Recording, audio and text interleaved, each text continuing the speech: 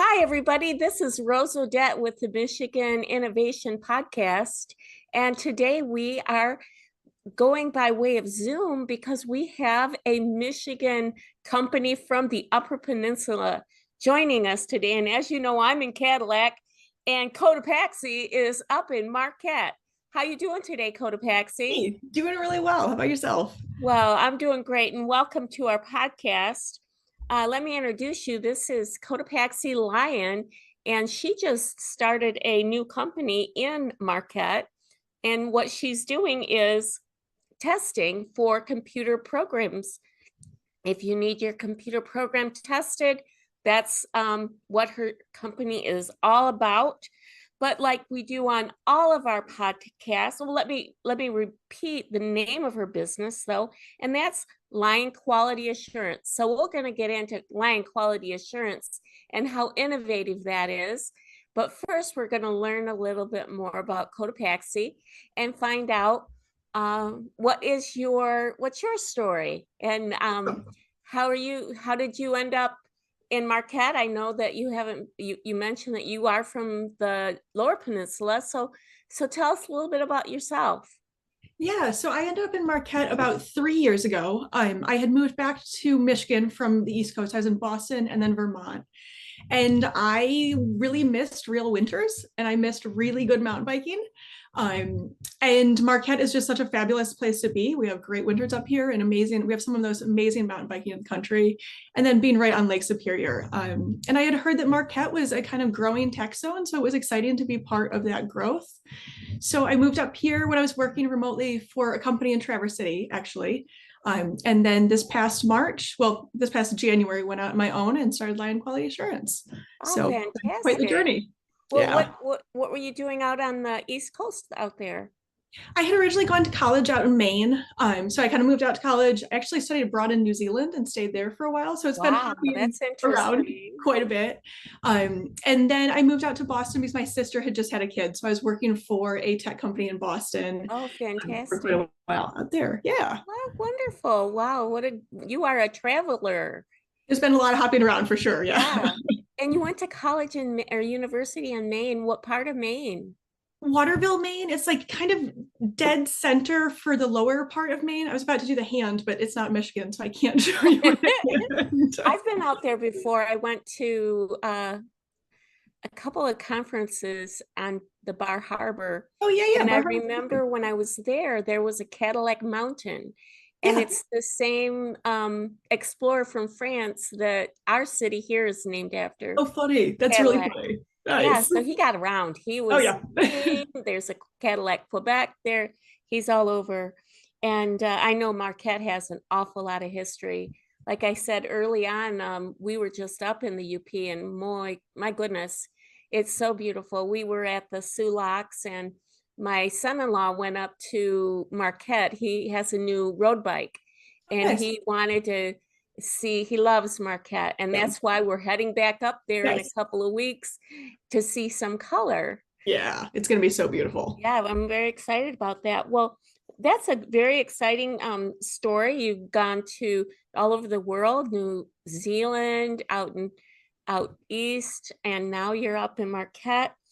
So now, why did you start your own business? Are you like me, a glutton for punishment? Yeah, pretty much. Yes, especially right now. I had spent the past 4 years as the COO of another software testing company.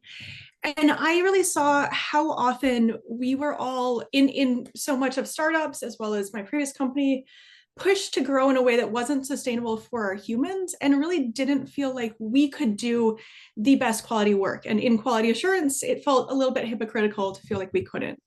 Um, I'm also really passionate about creating spaces for families and employees to thrive, and knew that there was a different way of being than most kind of corporate businesses. And 2024 just felt like the right year. I had a personal loss the past year that kind of helped me rethink what I wanted my life to be and think about what things could be. So yeah, January came and I went out, and then I had two fabulous team members join me in March, and it's Wow, been that's awesome. so You can't great do it ever since. alone. Exactly. So yeah, Yeah. and having the right people at the start has made such a difference. Oh, that's fantastic. So, you wanted to start with a new, fresh approach to business, family centered, and that, and not so corporate. It sounds like you have a passion for quality, I do have a passion for quality across the board. quality and quality of life. Yeah, for sure. Yeah. So you can't have a two, a quality of life and a quality focus on your product. Yeah. So why do you think that this whole quality space needs reinvention? I remember, I've been around a long time, and I used to work for IBM Corporation, and back in the day of the whole quality initiatives coming over from Japan, I mean, this is way back when, and we would have quality circles, and I know IBM won the Malcolm Baldrige Award for quality the year I was working with them in Rochester, Minnesota. But I haven't heard a lot of focus on quality like we used to back in the 80s. Like, so I'm wondering, tell me why you think this is a time for reinventing and improving in this whole quality space. Yeah, so it's really interesting. Right now, quality assurance is really, at least in the tech space, is really kind of thought of as an afterthought quite often. It's like a nice to have that people will get to when they have the budget, or it's the last step before release, but quality isn't integrated throughout the software development lifecycle like it should be. Um, and so many people actually don't know about quality at all. I can't tell you the number of founders who don't know what quality assurance is. They or their product folks are doing all their testing, but they're not trained professionals. So part of our mission is to not just deliver great services to our clients, but also change the conversation about QA, and to help ensure that quality is integrated throughout that life cycle for all clients or for all companies, and to start helping folks know about the importance of QA outside of just kind of the corporate world, but thinking about individuals and getting into tech and what that could look like, that it doesn't just have to be going straight into coding or product. It could also be getting into QA, and what an important world that is. Oh, right. And so with that, how do you how what are some of your innovative ideas around improving the quality ecosystem? Yeah, it's kind of funny to talk about, but really communication and relationship-based work is really one of the big differentiators. We also talk about, in this world of AI and automation, there's so much push to just have all automation, and manual software testing isn't necessary anymore. And one of the things that we talk a lot about is the importance of having that manual piece, so they can be that bridge in communication between developers and between product, to ask about, forward thinking about those weird use cases that, quite often we're going to design a product in the way it should work, and then our users, use it in like 47 different ways. So instead of having a specific kind of thing that we're doing differently, we're just talking about making sure that we actually partner with the whole team, and that we are able to ask those hard questions up front. So we're able to kind of get upstream in the development process. So that sounds very interesting. So when you're in the upstream in the development process, when do you want to join I know there's the high level design that Mhm. that goes on when the first, you get the idea for the new application, or the customer has a requirement, and you start high level thinking, how will we deliver this? And then we get into some of the storyboards, and we figure out like what who would do what, and what users will Mhm. look like, and and then there's that whole application development process. Where do you want to join the application development process at? Yeah, that's a great question. So we really think about ourselves as serving as the voice of the user. So we're not doing all the UX research. We're not the ones going out and asking those questions at the beginning. But if we can be brought in at those initial shaping meetings for new features, it makes such a difference in actually like speeding up development life cycles, reducing cost, because we can ask those hard questions and we can help advocate to make sure that everybody's on the same page in a way that if we're you know, just now seeing a new feature when we're testing, we don't have the chance to ask those questions before it gets developed. So one of the things that we talk about is that by bringing QA upstream, it's actually proactive and it's stopping problems from happening instead of finding the problems and then them having to be fixed and retested. So for the listener of the podcast that are a little bit not as familiar with the whole application development process, I wondered if we could just define what quality assurance is in when you're writing a new program and you're creating a new system. What is application or what is quality assurance? Yeah, that's a great question. So quality assurance is actually a pretty broad thing. What we do specifically is manual software testing quality assurance. So quality assurance is coming in and making sure that there are verification steps throughout the software development process, and that we're not only making sure that it functions as intended, but it functions in a way that a user would use it. Automation is a really great piece for this as well. What we focus on is that manual piece and helping ensure that, you know, you as a user, let's say your user is checking in people for primary voting, right? And they're maybe 80 years old and they're a volunteer and they're in a Wi-Fi hotspot, that we're helping bring that experience to light in, you know, early on in the development process to make sure that all those scenarios are thought about. So if they're frustrated and they're mashing that check-in button 7 times, what's going to happen? So manual software testing is so much more than just checking to make sure that the acceptance criteria, the things that we say need to happen, but also it happens in a way that a user would seamlessly use it. Does that kind of answer? Oh, yeah, absolutely. You know, I've developed electronic medical record software, and when we would go through the testing, we had to take on all sorts of personas. We had to be the doctor, then we had to be the nurse, then we had to be a clerk, maybe in medical records, or maybe a visiting attorney that's trying to, you know, capture different pieces out of the medical record, or a biller. So there are a lot of different personas or people that have different needs, especially for our product, which was this electronic medical record, and every single person in the hospital would touch it. So I sure wish you would have been around when I was doing my testing, because we had a lot of work in, do you develop test scripts? Oh yeah, we have very I just had a meeting about some test scripts. We develop very extensive test scripts and we write them in Gherkin to make sure that they're human readable, so everybody knows exactly what we're testing. What is Gherkin? Gherkin's just a syntax for how to write them.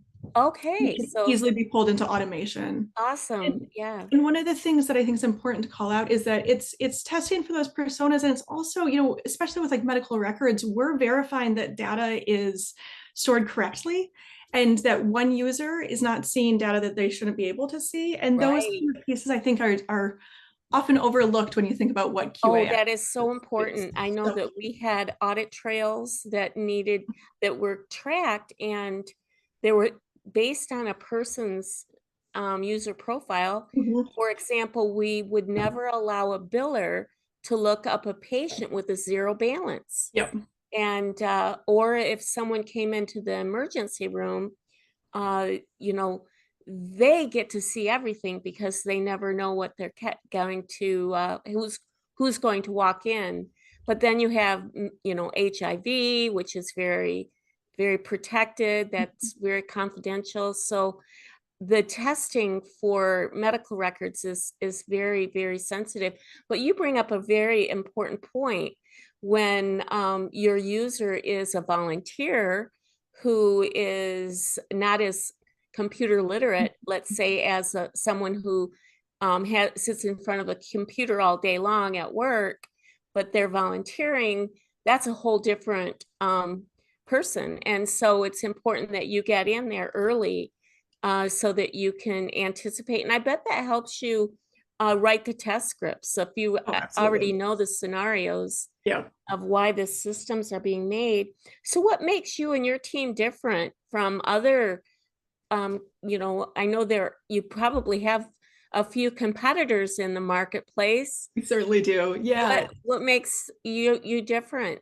So one of the things that we often find, and so many people think poorly of QA because they have had really bad experiences with QA. Quite often, quality assurance teams will come in and they'll be given the requirements to test against, and they'll exclusively test against those requirements, and they won't think critically about what's missing, what's out of date, um, any of those pieces. And what kind of is one of our differentiating factors is that we come in and um, we don't really trust anything. So we come in, we see those requirements and we think, okay, we know that this doesn't match a requirement for a feature over here. We need to verify which one's correct. So we'll go ask that question. Or, hey, this user scenario is missing. We need to verify the user scenario.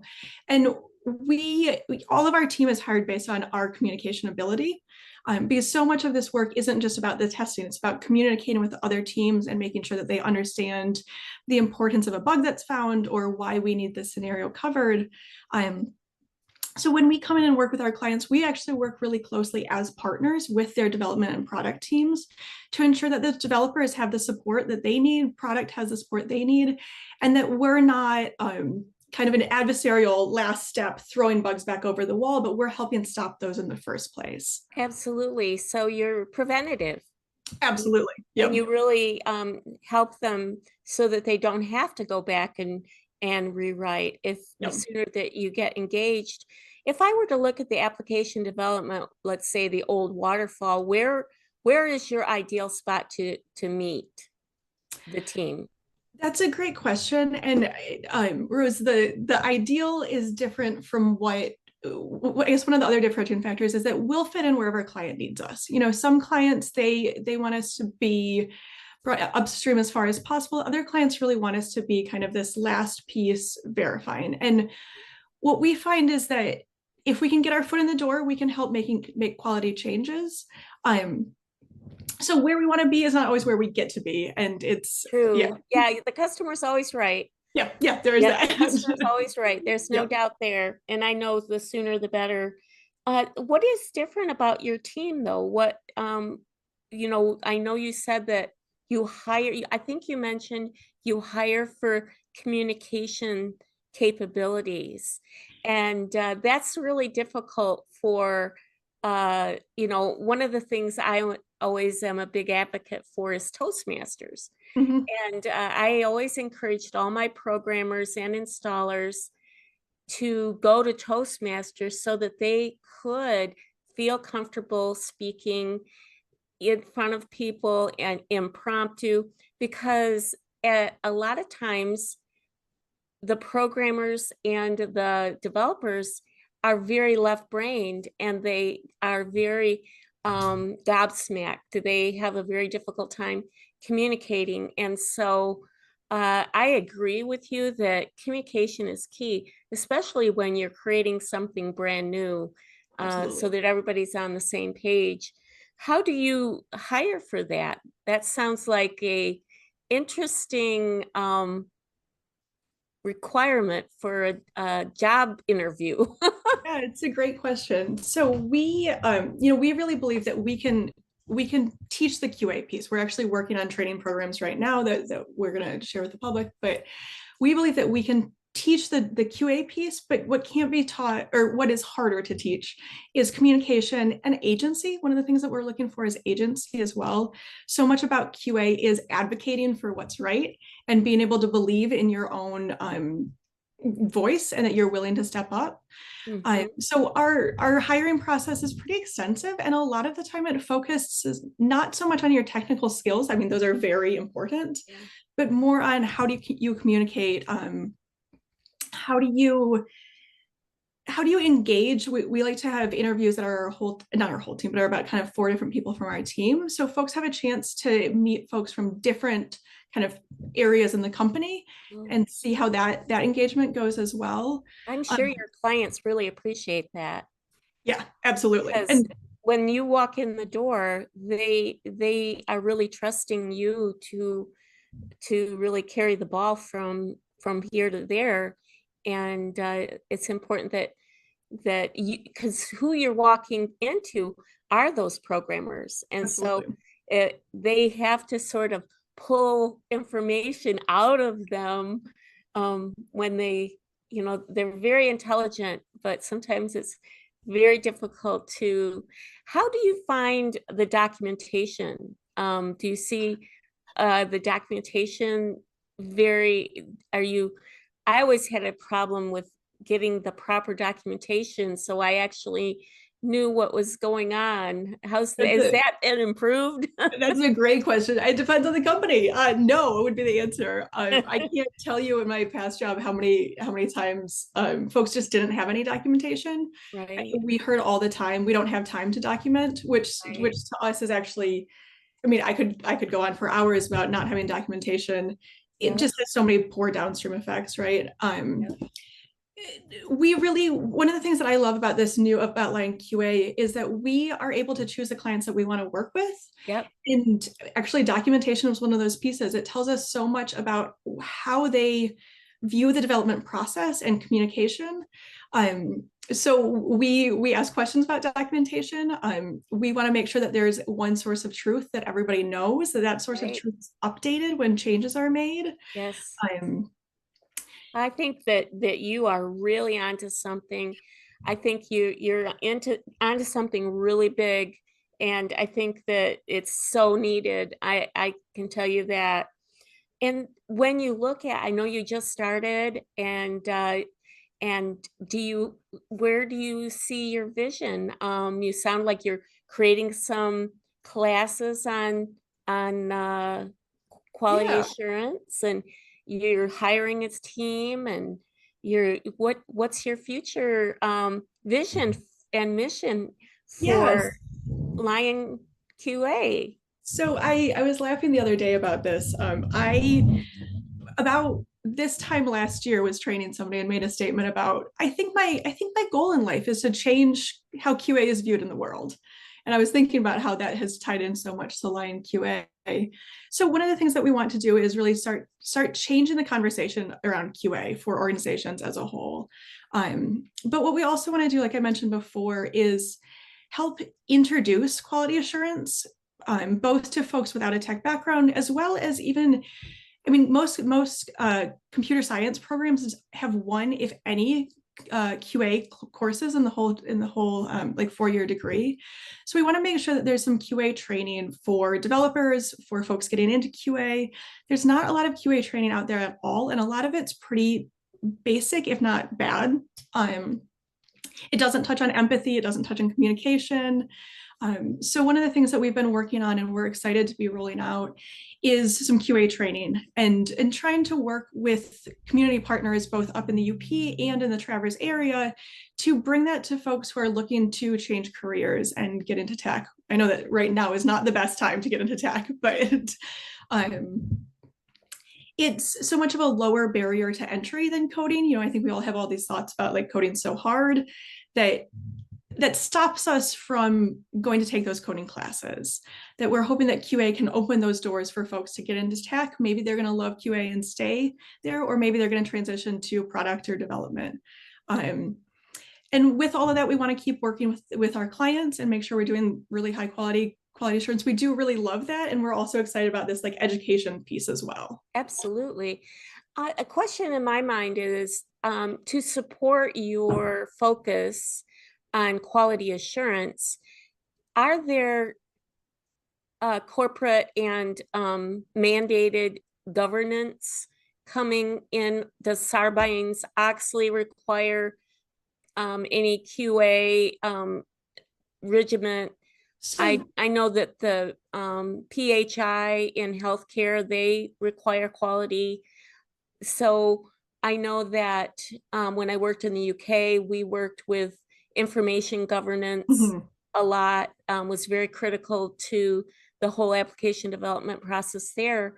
So when you're out looking for clients, do you resonate well with those that are being kind of like the government's looking over their shoulder to make sure they're compliant with Absolutely. these And different Sarbanes-Oxley, yeah, HIPAA? the And High Trust Act. And with that, we do, like we were saying before, really extensive test documentation and test scripts. So we have all that documentation that those clients then can point to and say, yep, we did all this QA. Wonderful. One of the things that we're also doing is accessibility testing, which is really huge right now. And there's a lot of compliance around that most companies are kind of new to. And that's such a needed area. It's, accessibility should also be part of development from day one, but quite often when we develop new products, we don't think about making them accessible for everybody. So that's been an area that we've been really thrilled to kind of grow and see where that goes too. Well, can I ask you a little bit more about your classes? Mhm. Are these classes you're developing for quality assurance, will they be available outside of an engagement? Are Yeah, you, so you're creating educational content for, absolutely. so let's say that I do have a big, like I have 50 people in IT and I have 10 guys and gals that do my QA, and they need to get on the same page. We could, once your product is ready for your QA classes, I could acquire a class from you that I could deploy within my Yep. department. Yep, Wow, absolutely. that's so Yeah. exciting. Yeah. Good for you. Thank you. That is an amazing vision and it's so needed. And I love the way that you articulated the career choices and how you're providing a, another avenue into the information technology environment. Yeah. And I think that for people that, I go back from my experience, a lot of nurses love, some hate computers, but Mhm. some love computers. Mhm. The ones that love computers, they're a little rare. Most nurses don't like computers, but let's say 20% of them just love them. Of course, they became the user that was the super user, is what we Yep. call them. And they were the ones that would actually be the customer side of the testing, and they Yeah. would really put us through the paces. Yep. So, and she or he never had a computer class in her life or his Yeah. life, but they loved tech and they were our best quality testers.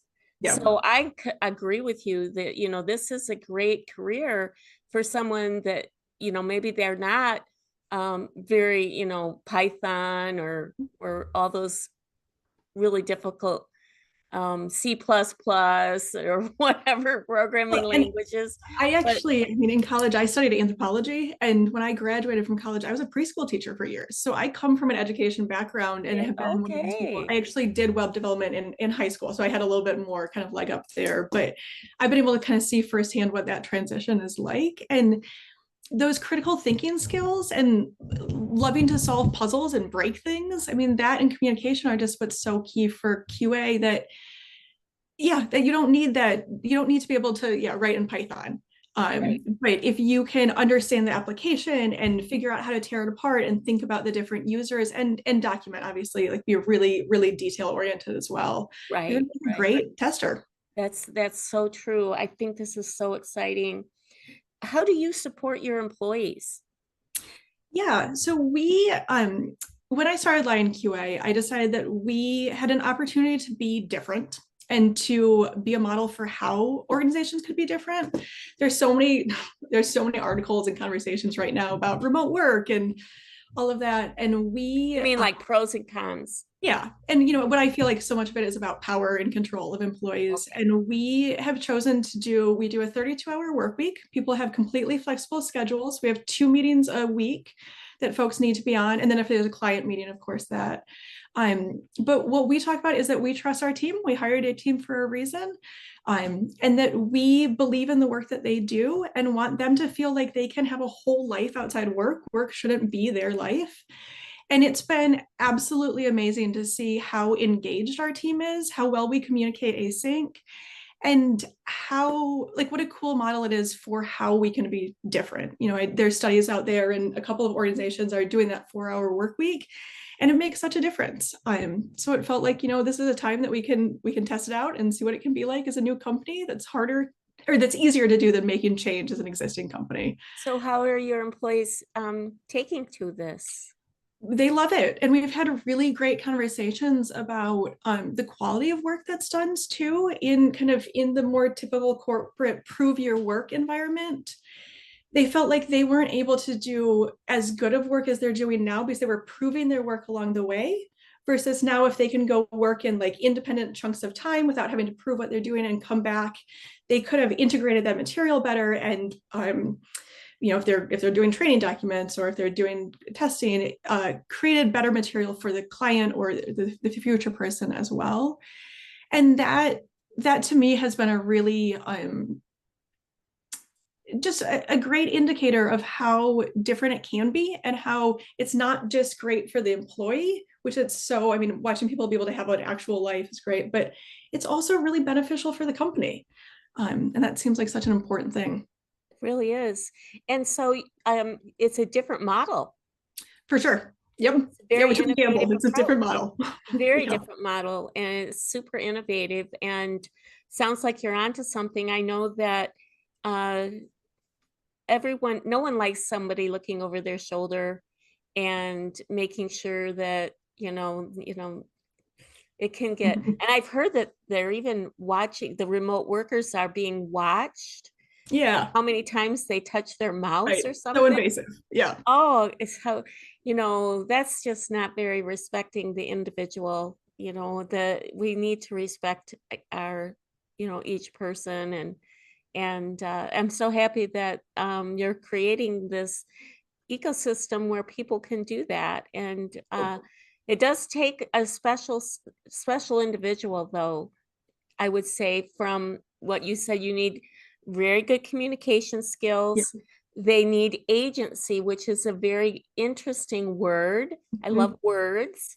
And agency, when you said they need to have agency, can you put some flesh on that straw man for me? Yeah, for sure. I think there are kind of two sides to it. One, working with a client when we're doing QA, our job is to advocate for quality. And sometimes that means telling the client that they shouldn't release yet. Sometimes that means going back to a developer a second time and saying, hey, you still didn't understand. Um, and that takes belief in oneself and confidence in what you're presenting. And that's kind of what we're talking about with agency. And then internally, I really believe that our company is as fabulous as we are because each person has that agency. And some of my favorite times are when we're in meetings and my team tells me no, and they tell me that I had a bad idea. And to me, that shows that agency too, right? They believe in what they're bringing to the table and that it Right. matters. Yes, And that's so important for the work. absolutely. Well, that's very trusting, and I think that's fantastic. Well, we're on the Michigan Innovation Podcast, and it sounds like you started in Michigan, you went out east, you're back Yeah. in Michigan. So talk to me a little bit about the Michigan Innovation uh, ecosystem, and how we can help you grow, how we can support you as a startup in Michigan, and just how's it going? Yeah, thanks. Yeah, honestly, as a startup in Michigan, it's been harder than we expected. Especially up in the UP, there's a lot going on in like downstate Michigan, but in terms of tech, but not up in the UP. So trying to find resources has been kind of challenging. Um, but honestly, building connections and community, that's one of the things. I laughed when I moved back to the Midwest because I love New England, but I am a Midwesterner at heart, Yeah, and me too. Midwesterners, we're here for each other. And so building community around that. I've just been working with a woman up here on building a monthly tech meetup in Marquette, and it's been so fun to see the excitement around that and how pumped people are. And so I think one of my kind of missions personally is to help grow tech communities in general. I was part of starting the Women in Tech group in Traverse City, because I've felt multiple times that I didn't have the resources I needed or didn't have the connection, and I knew I had the means to be able to figure that out. And I think about folks who don't have that, if they're just trying to get into tech or if they're trying to start a company, what that experience is like.